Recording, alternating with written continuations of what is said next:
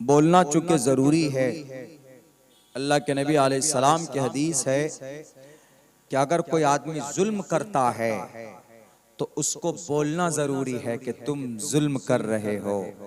और जालिम के सामने बोलना ये बहुत बड़ा जिहाद कहलाता है।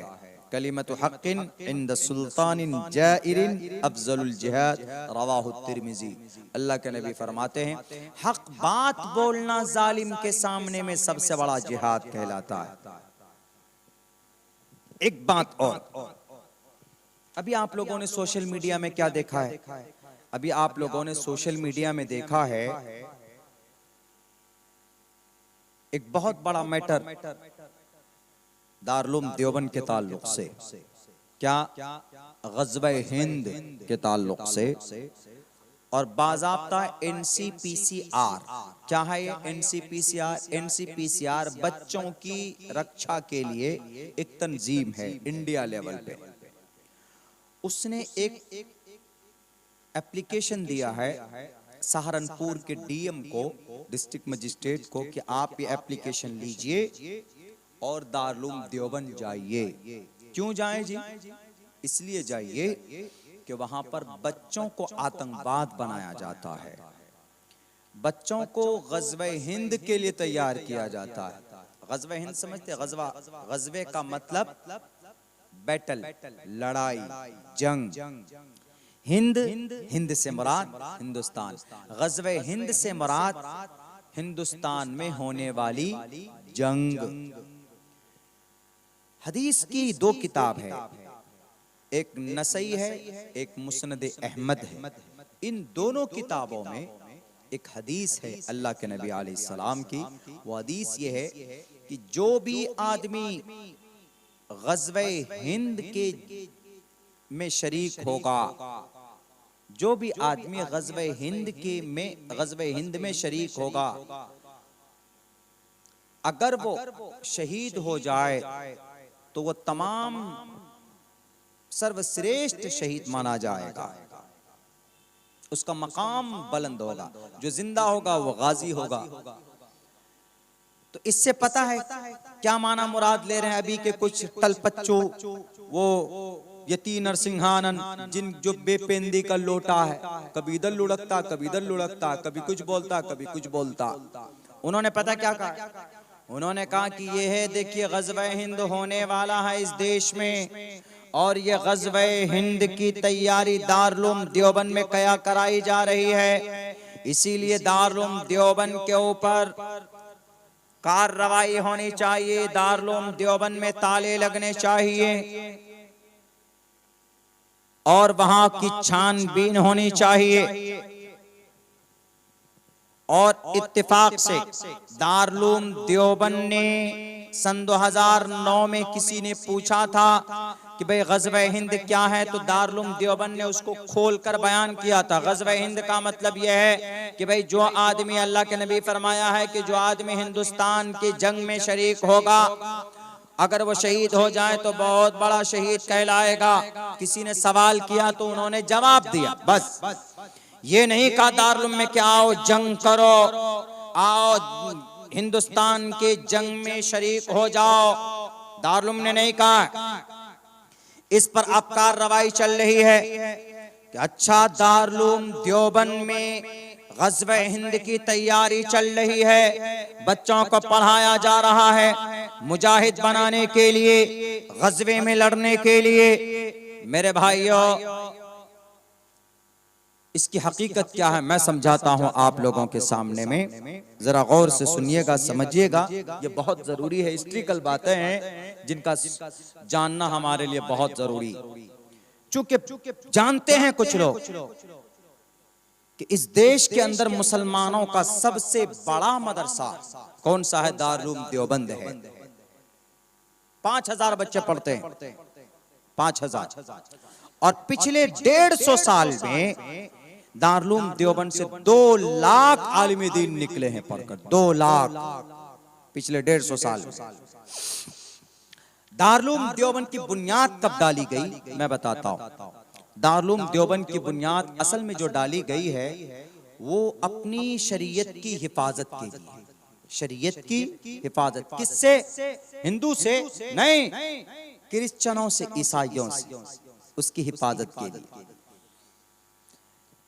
जब अंग्रेज आए थे, अंग्रेज के आने से पहले पहले जो मुस्लिम इंपेरर थे, अकबर बादशाह, शाहजहां बादशाह, औरंगजेब बादशाह, बहुत सारे बादशाह थे।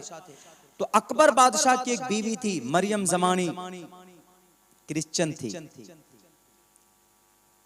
औरंगजेब की बीवी मसीहुन निसा क्रिश्चियन थी। 5 मुस्लिम बादशाह ऐसे थे, उनकी बीवी ईसाई थी, ईसाई। और पता है, ईसाई इस देश में आए थे अपने धर्म का प्रचार प्रसार करने के लिए कि पूरे भारत के अंदर हम अपने मजहब को नाफिज करेंगे। यहां तक के लॉर्ड मैकाले ने कहा था कि इस देश के नौजवानों को शक्ल सूरत तो हिंदुस्तानी की होगी, लेकिन हम उनको इतना पढ़ाएंगे, इतना पढ़ाएंगे अपने ईसाई धर्म के बारे में कि उनका दिमाग ईसाई होगा, इंग्लिस्तानी होगा, अंग्रेज का होगा। और पता है आपको, सबसे पहले जो उन्होंने कॉलेज बनाया था पढ़ने पढ़ाने के लिए, कलकत्ता में पुष्प कॉलेज बनाया था अंग्रेजों ने, ईसाई तालीम काम करने के। अब इसी ईसाई धर्म से चारों तरफ ईसाइयों का प्रचार, इधर भी उधर भी। बंगाल, सबसे पहले बंगाल से शुरू हुआ, आपकी हुबली से।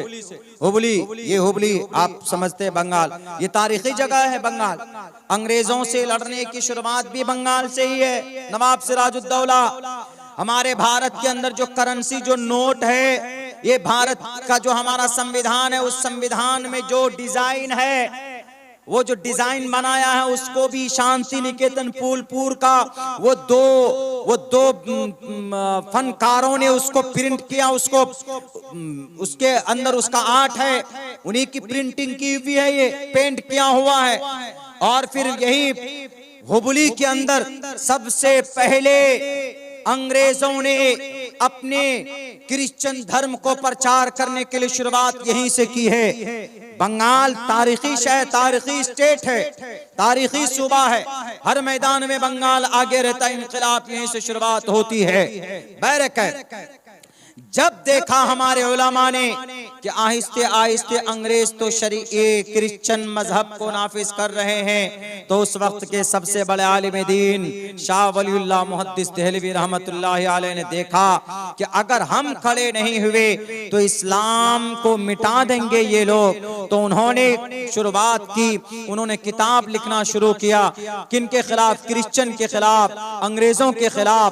उनके बेटे फिर आए, शाह अब्दुल अजीज मुहद्दिस देहलवी आए, और उन्होंने बाज़ाब्ता फतवा दे दिया कि भारत के मुसलमानों, जब तक ये भारत अंग्रेजों का मुल्क हो चुका, ये दारुल हरब हो चुका है, इसीलिए इस देश को आजाद करना तुम्हारे लिए निहायत जरूरी है। शाह अब्दुल अजीज मुहद्दिस देहलवी जिहाद का फतवा देते हैं, वो चले गए, इंतकाल हो गया। उनके बाद उनके और शागिर्द लोग तैयार हुए, खड़े हुए। शाह अब्दुल अजीज मुहद्दिस देहलवी के बाद उनके अब्दुल कादिर देहलवी तैयार हुए, उनके बाद फिर हाजी इमदादुल्लाह तैयार हुए, उनके बाद फिर मौलाना कासिम नानोतवी तैयार हुए, मौलाना अब्दुल रशीद गंगोही तैयार हुए।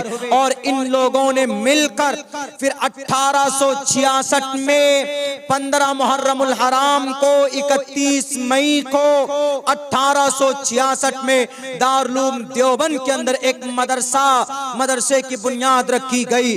उस मदरसे की बुनियाद का मकसद ये था कि क्रिश्चियनों से इस्लाम की हिफाजत करना, ईसाइयों से मजहब इस्लाम की हिफाजत करना, और दूसरा मकसद ये था कि इस मदरसे के अंदर पढ़कर हमारे मुजाहिदीन तैयार होंगे, ताकि अंग्रेजों के सामने में उनसे मुकाबला करेंगे। क्योंकि 1866 में बुनियाद डाली गई, 1857 में शामली में जंग हुई थी। मौलाना कासिम नानोतवी रहमतुल्लाहि अलैह जो दारुल देवबंद के बानी हैं, उनके कन पट्टी पर गोली लगी थी, गोली इधर से निकलकर इधर से पार हो गई थी। मौलाना बेहोश होकर गिर गए थे।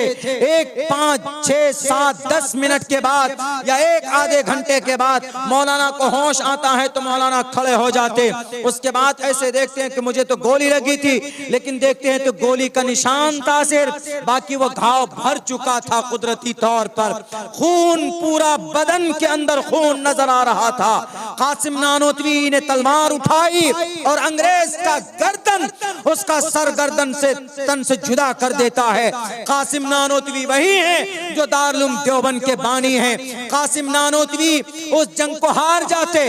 मौलाना जाफर थानेसरी थे, मौलाना हाफिज जामिन शहीद रहमतुल्लाहि अलैह थे, जो उस जंग के अंदर गए सबके सब शहीद हो गए।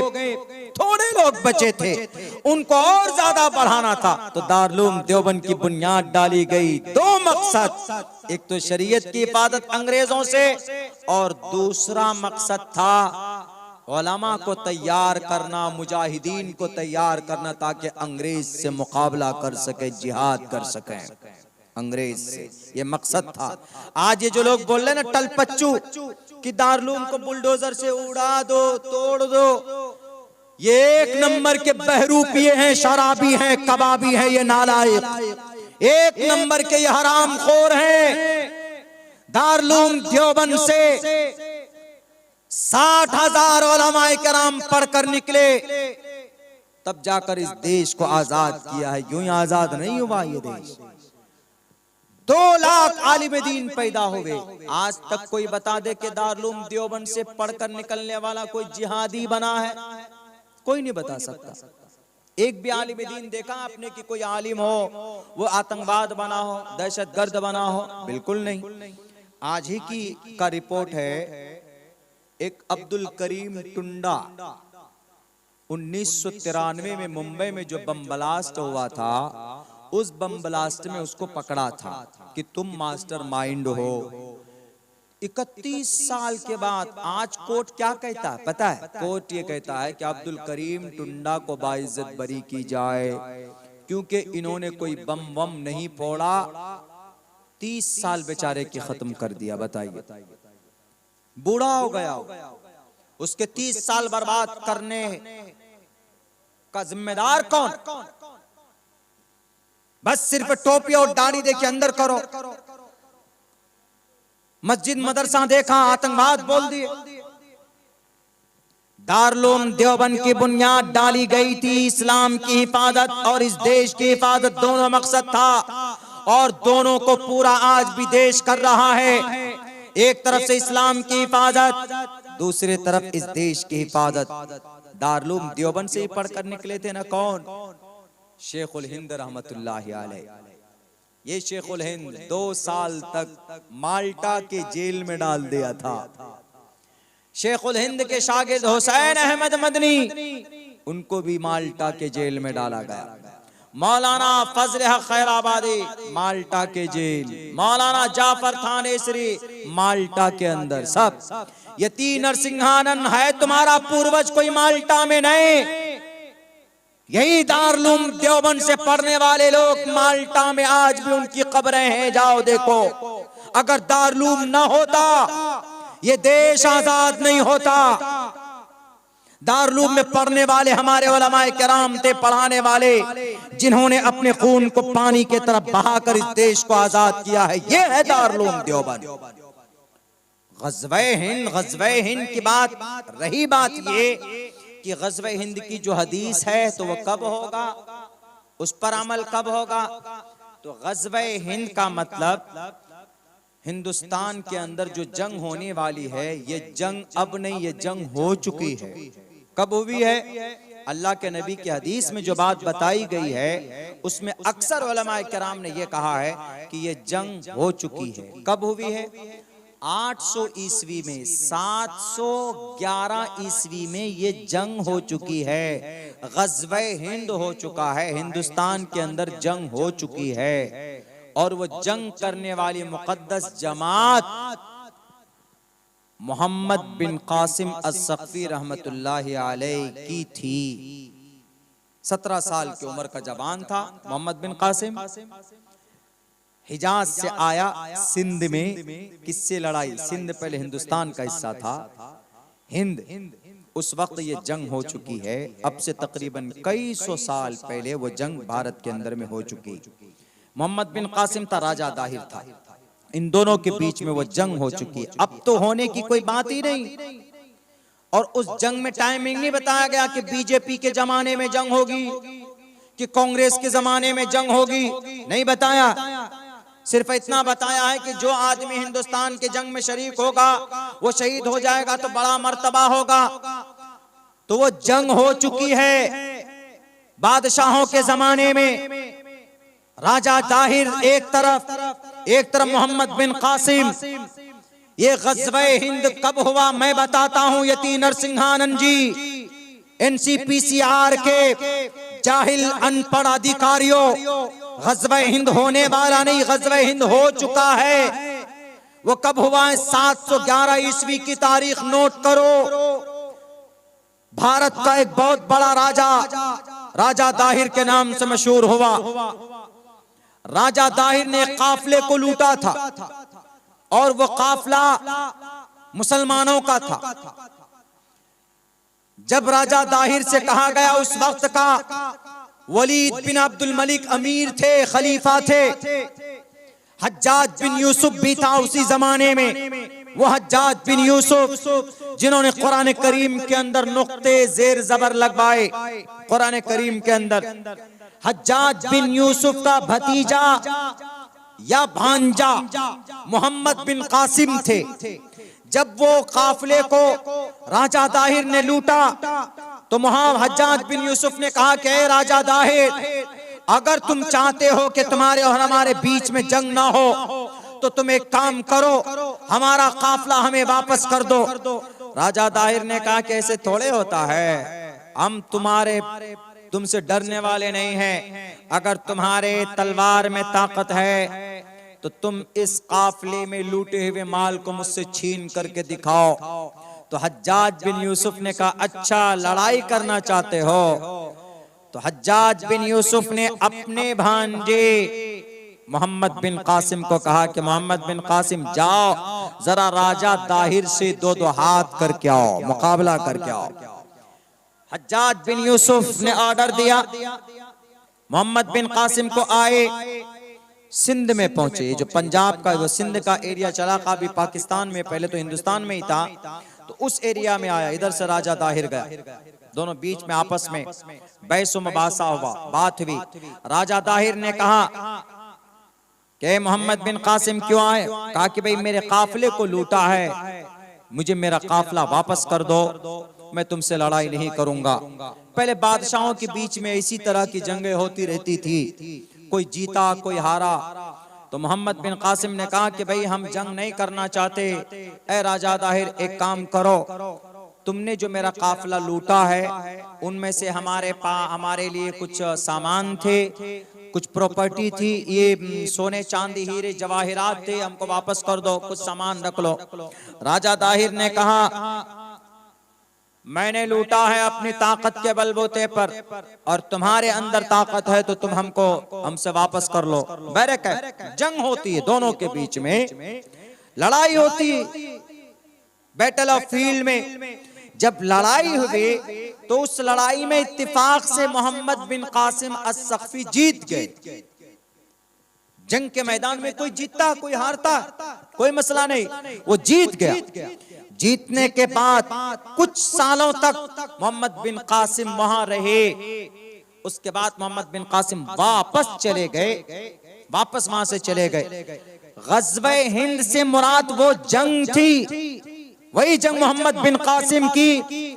मोहम्मद बिन कासिम के बाद वो जंग हुई नहीं, और वह ग़ज़वा हिंद का अभी नाम लेकर बदनाम कर रहे किसको? मदरसे को, कि नहीं आपके मदरसे के अंदर में बच्चा पढ़ाया जाता है, आपके मदरसे के अंदर में आतंकवाद बनाया जाता है। जरा ईमानदारी से बताओ कि किसी भी मदरसे के अंदर कुरान के अलावा कोई और चीज पढ़ाई जाती है? कोई देश विरोधी गतिविधि बढ़ाई जाती है? नहीं बताई जाती। कुरान करीम के अंदर बताया जाता है कि भाई तुम नमाज पढ़ो, अकीमुस्सला। हमारे कुरान में कहा गया कि तुम ज़कात दो, आतुज़ ज़कात। हमारे कुरान में बताया जाता है हमारे छोटे बच्चों को कि अल्लाह एक है, ला इलाहा इल्लल्लाह मुहम्मदुर रसूलुल्लाह। हमारे कुरान में बताया जाता है कि भाई अल्लाह तबारक व तआला कि अल्लाह एक है, कुल हुवल्लाहु अहद अल्लाहुस समद लम यलिद वलम यूलद। हमारे कुरान में बताया जाता है कि नबी से मोहब्बत करो। हमारे कुरान में बताया जाता है कि नबी की सुन्नत के मुताबिक जिंदगी गुजारो। और अल्लाह कुरान में कहता है कि जो नबी और सुन्नत के मुताबिक जिंदगी गुजारेगा, नबी की सुन्नत के मुताबिक और अल्लाह के हुक्म के मुताबिक जिंदगी गुजारेगा, मन अता अल्लाह व रसूलहु फक़द फाज़, यकीनन वो इंसान कामयाब होगा। हमारे मदरसों में, हमारे मस्जिद में, हमारे मकतब में यही बातें समझाई जाती है, यही बातें बताई जाती है। अब जरा बताओ, अगर किसी इंसान को जर्रा बराबर शक होता है तो वो मस्जिद के इमाम साहब से पूछे या मदरसे में पढ़ाने वाले उस्ताद से, असातिज़ा से पूछे कि जरा मौलाना आपका बयान क्या होता है। खंगाल कर देखे, पूरा रिकॉर्ड उठा करके देखे, किसी भी मदरसे के अंदर या किसी भी मस्जिद के अंदर या किसी भी मकतब के अंदर बच्चों को हमारे कुरान और शरीयत के अलावा कोई और दूसरी चीज नहीं बताई जाती। मैं 14 साल तक मदरसे में रहा, 2 साल तक खुद दारुल देवबंद में मैं पढ़ा। मैंने अपनी पूरी जिंदगी के अंदर सिर्फ यही सुना है अपने उस्ताद से कि अल्लाह के हुक्म के मुताबिक, नबी की सुन्नत के मुताबिक जिंदगी गुजारो। तुमको जन्नत अगर जाना है तो कुरान और सुन्नत के मुताबिक जिंदगी गुजारोगे तो इंशाअल्लाह मरने के बाद तुम्हारी कामयाबी कदम चूमेगी। और दूसरा, तीसरा, शरीयत के खिलाफ, देश के कानून के खिलाफ, देश के संविधान के खिलाफ और कोई बात तो कभी बताई ही नहीं गई, कहीं पर भी नहीं बताई जाती। खामखा गलतफहमी, वहां पर ये चीज पढ़ाई जाती, वो चीज पढ़ाई जाती। अरे हम लोग तो भाई इस बात पर यकीन रखते हैं कि अल्लाह ने हमें पैदा किया इस दुनिया के अंदर और हमें इस दुनिया में अल्लाह के हुक्म के मुताबिक जिंदगी गुजारना है और नबी के तरीके के मुताबिक अपनी जीवनी को बिताना है। हमारी ये इच्छा रहती है, हमारी ये कोशिश रहती है। लेकिन अगर कोई मुसलमान मान के चलिए कुरान सुन्नत के मुताबिक जिंदगी गुजारता है तो क्या उसका ये अमल गलत है इस देश में? बिल्कुल गलत नहीं है, एकदम जायज है। और फिर ईश्वर ने पैदा क्यों किया है? ईश्वर ने पैदा ही इसलिए किया कि उसकी भक्ति की जाए, उसका पूजा प्रार्थना किया जाए कि हेतु ब्रह्मगति स्थान्ति सत्संगतिर्दान विचारतोषा। उस परमात्मा ने पैदा इसलिए किया कि भाई उसकी पूजा और उसकी भक्ति होनी चाहिए। ये भी कानून लेकर आ जाते हैं कि इस्लाम के अंदर में 4 शादी है, कुरान में कहा गया गलत है। 4 शादी क्या? अरे पहले जमाने में जिसको जितनी शादी की इच्छा होती थी करता था। हमारे कुरान में 4 शादी की इजाजत है, जरूरी नहीं है। हमारे कुरान के अंदर में बेहयाई बुरी बातों से रोकने का तरीका है, बेहयाई बुरी बातें फैलाने का नहीं है। हमारे कुरान में क्या कहता है कि भाई जिना को खत्म करो, बेपर्दगी ना हो। जिना कहां से शुरू होता है? आंख से शुरू होता है। कोई लड़का लड़की जिना कब करता है? जब आंखें मिलती, नजरें मिलती है तब। कुरान क्या कहता है? कुल्लिल मुमिनीना यग़ुद्दू मिन अबसारिहिम व यहफ़ज़ू फुरूजहुम। अल्लाह कुरान में कहता है मर्द से औरत से दोनों से कहता है कि अपनी निगाहों की हिफाजत रखो, उठा कर मत देखो नजरें। कि समाज में कोई लड़की जा रही है, समाज की कोई बेटी जा रही है, समाज की कोई बहू जा रही है तो उसको देखें आंखें भर भर कर नहीं। कुल्लिल मुमिनीन यग़ुद्दू मिन अबसारिहिम, निगाहें नीचे। औरत से भी कि तुम किसी पराये मर्द को मत देखो। कुल्लिल मुमिनाति यग़ुद्दुना मिन अबसारिहिम, औरत के लिए भी निगाहें उठाकर मत देखो किसी। जिना की शुरुआत कहां से होती है? यहीं से होती है ना। इसलिए अल्लाह यहीं पर इस्लाह कर रहा, यहीं पर अल्लाह तबारक व तआला बता रहा निगाहें नहीं मिलनी चाहिए। लेकिन आजकल तो ऐसे कवानीन बन रहे हैं कि लड़का लड़की बिना शादी के रह सकते हैं, लड़का लड़की बिना शादी के रह सकते हैं। अब तो कानूनी शक्ल दे दी गई। क्या इस्लाम में बिना शादी के लड़का लड़की रह सकता है? मियाँ बीवी का ताल्लुक बिना शादी के बना सकता है? नहीं बना सकता ना। सोसाइटी के खिलाफ है, लेकिन बाज़ाब्ता कानून बना है। लिव इन रिलेशन, ये वाकया बताकर मैं अपनी बात खत्म करता हूं। उसके बाद फिर अब आगे कौन भोगता है उनको बुला लीजिए।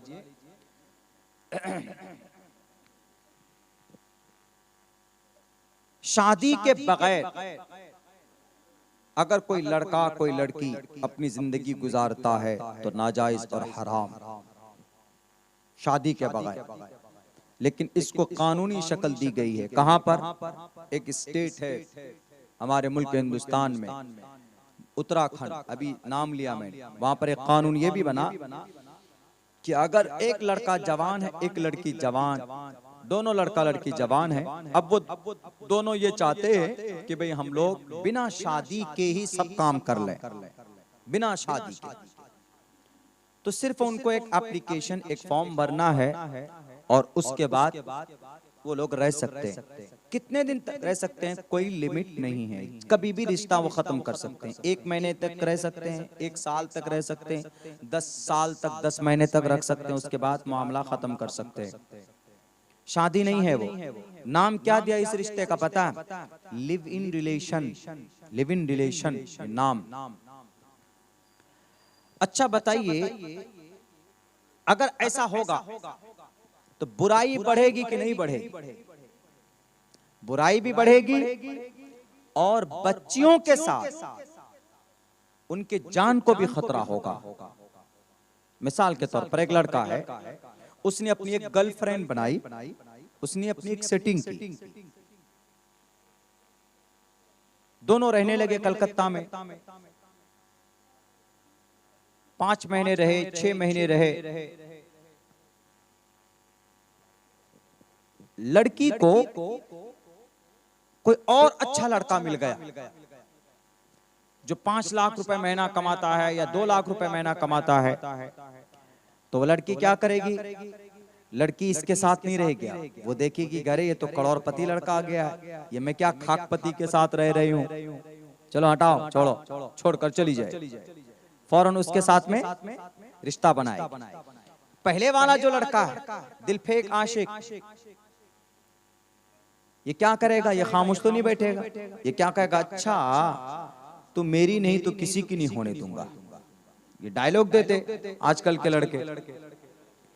पहले मेरे साथ रहा 5 साल, 5 महीने, 1 साल, अब मेरे पैसे खर्च किए तुम, और आज तुम किसी और के साथ। लड़का गुस्से में हो सकता है। लड़का क्या करेगा? बदला लेने के लिए फौरन कोई ना कोई साजिश रचेगा, चाकू लेगा, लड़की का मर्डर कर देगा, उसके जिस्म के टुकड़े काट काट करके 35 टुकड़ों में फेंक देगा। क्यों? 1 साल मेरे साथ रहे तुम, और अब तुमको मुझसे ज्यादा बेहतर लड़का, अच्छा लड़का मिल गया, तुम उसके साथ चले गए। इस चीज को बर्दाश्त नहीं कर पाएगा वो। ऐसा हुआ कि नहीं हुआ? दिल्ली के अंदर ऐसा हो चुका है। किस रिश्ते की वजह से? इसी रिश्ते की वजह से। और दूसरा का, एक लड़का इंजीनियर मुंबई के अंदर, इसी रिश्ते में रहते थे। एक लड़का एक लड़की, इंजीनियर साहब इसी रिश्ते में रहते थे। एक दिन ऐसा हुआ कि जो लड़की थी, वो लड़की किसी और के साथ उन्होंने रिश्ता बनाया, किसी और के साथ। तो जो लड़का था उसको बड़ा दर्द हुआ। उन्होंने कहा कि अच्छा, महंगे महंगे गिफ्ट मैंने तुमको दिए, कपड़ा मैंने तुमको दिया, तुमको घुमाया, मैं पूरा दीघा मैं लेके गया, और पूरा हावड़ा ब्रिज मैंने दिखाया, कलकत्ता मैं तुमको घुमाया। अब तुमको मुझसे नया मिल गया है तो तुम उसके साथ चले गए, मुझे छोड़ दिया तुमने पुराना समझकर। जब तुम मेरी नहीं हुई तो तुमको किसी की नहीं होने दूंगा। ये सड़ा हुआ डायलॉग मारता है। उसके बाद उस लड़की को एक रोज अपने रूम में बुलाता है, फिर उस लड़की का मर्डर कर देता, उसको ज़बा कर देता। ज़िबा ही नहीं, उसके जिस्म से मांस को निकालता है, उसको फ्रिज में डाल देता है। हर दिन शाम को जब वो नौकरी करके आता है काम से, वो लड़का 250 ग्राम उसकी मांस फ्रिज से निकाल कर, जैसे चिकन और मटन हम लोग प्रेशर कुकर में उबाल कर खाते हैं बनाकर, ऐसे ही वो इंजीनियर लड़का गुस्से में आक्रोश होकर उस औरत का, उस लड़की का मांस डेली 250 ग्राम फ्रिज से निकाल कर प्रेशर कुकर में डालकर उसको पकाकर खाता है। बताइए कितना बड़ा गुनाह है, कितना बड़ा जुर्म है। किस वजह से हुआ? लिव इन रिलेशन की वजह से। बिना शादी के जब आप इसको कानूनी शक्ल दे दोगे तो ऐसा हादसा पेश आएगा। और इसी को, लिव इन रिलेशन को उत्तराखंड के अंदर कानूनी दर्जा दिया गया। हम तो ये कहते हैं कि भाई जिससे बेटी की रक्षा हो, जिससे बेटी की इज्जत व आबरू महफूज हो, वो कानून बनना चाहिए। जिससे बेटी की इज्जत बच जाए, ऐसा कोई समाधान निकलना चाहिए।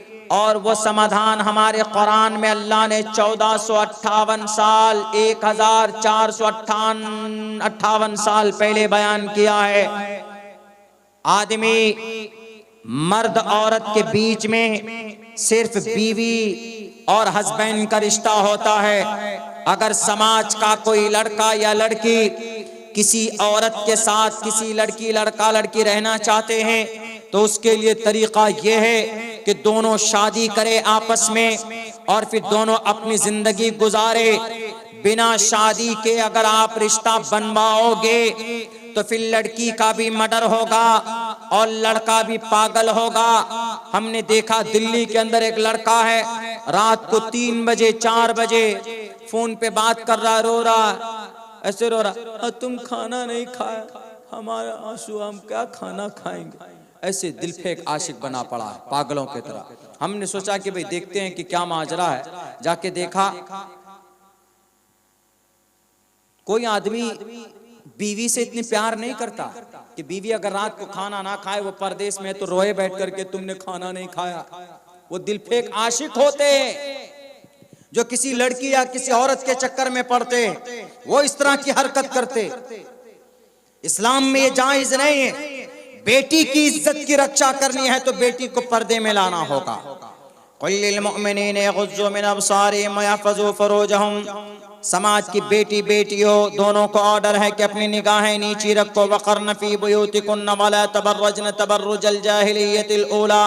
अपने घरों के अंदर रहो, बाहर मत जाओ। या अय्युहन नबिय्यु कुल लिअज़वाजिका व बनातिका व निसाइल मुमिनीन युदनीना अलैहिन्न मिन जलाबिबिहिन्न। अपनी निगाहों में घूंघट कर लो, अपनी निगाहों को ढांप लो। अल्लाह तबारक व तआला ने कुरान करीम के अंदर कहा है औरत पर्दे की चीज है, औरत को ओपन कर कर रखने की चीज नहीं है। ये बात तो हमारे हिंदू भाइयों के शास्त्र यजुर्वेद के अंदर भी कहा गया है कि स्त्री ही ब्रह्मा भवतः, ब्रह्मा स्त्री ही भवतः। ब्रह्मा ने स्त्री को पर्दे की चीज बनाया है। औरत पर्दे की चीज होती है। औरत को बाल नहीं खोलना चाहिए। औरत अपनी शक्ल को खोलकर मार्केट में औरत को नहीं जाना चाहिए। इससे उसकी इज्जत को खतरा हो सकता है, इससे उसकी जान को खतरा हो सकता है। हमारा कुरान बताता है, अल्लाह के नबी अलैहिस्सलातु वस्सलाम की लाई हुई शरीयत दुनिया के अंदर सबसे बेहतरीन शरीयत है। मुसलमानों, आज जरूरत है आपको आपकी शरीयत के मुताबिक जिंदगी गुजारने की। आपको किसी से लड़ना झगड़ना नहीं है, आपको किसी से मुकाबला नहीं करना है, आपको अपनी शरीयत पर अमल करना है। रमजान का मुबारक महीना आ रहा है। इस मुबारक महीने के अंदर ज्यादा इबादत कीजिए। इस मुबारक महीने में कुरान की तिलावत कीजिए। इस मुबारक महीने में हर रोजे को रखिए। और जितने भी जवान हैं हमारे, वो खुसूसन नमाज की भी पाबंदी करें। अल्लाह तबारक व तआला पता है नफल को फर्जों के बराबर सवाब देता है और फर्ज का दर्जा बढ़ा दिया जाता है। नफल पढ़ेंगे तो जितना सवाब आपको फर्ज पढ़ने पर मिलता है उतना आपको नफल पढ़ने पर मिलेगा। आप अगर फर्ज पढ़ने पर जितना मिलता है तो 70 गुना उसका इजाफा कर दिया जाता है, शैतान लॉक कर दिया जाता है। इस मुबारक महीने में कुरान की तिलावत कीजिए, इस मुबारक महीने में अच्छा काम कीजिए, इस मुबारक महीने में तरावी की नमाज पढ़िए, कुरान की तफसीर भी सुनिए अगर इमाम साहब करना जानते हो। जो कुरान करीम आप तरावी में पढ़ते हैं, तरावी के अंदर भाई 1 पारा 2 पारा इमाम साहब से कहिए कि उसकी तफसीर भी हमें बताइए कि अल्लाह ने इस कुरान में क्या बताया है, अल्लाह क्या फरमाता है। अल्लाह कहता है कि अगर कोई बंदा मुझसे बात करना चाहता है तो उसको चाहिए कि वह कुरान करीम की तिलावत करे, चूंकि कुरान अल्लाह का कलाम है।